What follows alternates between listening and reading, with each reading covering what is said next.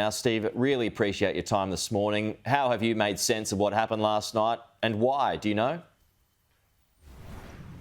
Pete, good morning.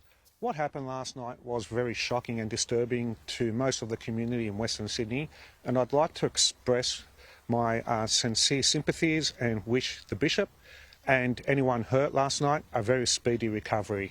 You know, this is uncalled for. It was a random act of violence, and this is not in the spirit of Western Sydney, and we call for peace, love and unity at this very trying time, especially after what we witnessed, the horrific events of the weekend down at Bondi Junction. Yeah, and well, we'll ask you about that in a moment, but just back to this 15-year-old, is there any suggestion at the moment, Steve, as to why he attacked the Bishop? Look, we're not quite sure at the moment, but I'm sure that will come out in due course. Yeah. But what's important is to ensure that everybody gets the due care they receive, including this young individual, because quite clearly he needs some form of assistance because something has gone horribly wrong here. Did you know either him or his family or the Bishop or anyone caught up in last night's event, Steve?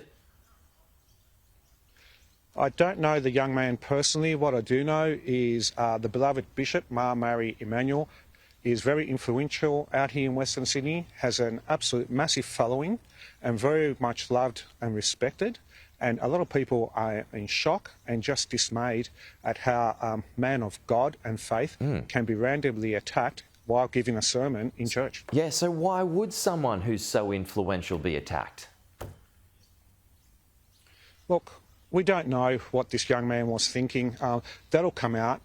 You know, it's very important to stress that random acts of hate and violence will not triumph here over love.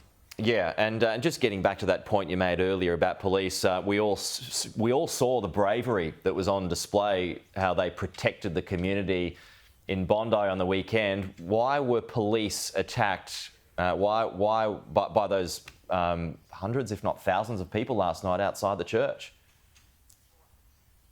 Look, it's very important to say, you know, a few bad apples don't make up a community. Most people there were there to make sure the Bishop was all right and in support of the Bishop. Unfortunately, there were acts of violence last night. Nobody condones that, and those people will be dealt with. But it's never okay to turn your anger and frustrations on the police, because most parishioners out here are very forgiving and very loving, and it's not in their nature. Well, I mean, you had the Bishop, while he was injured, asking for people to pray for his attacker, Steve. Extraordinary, isn't it?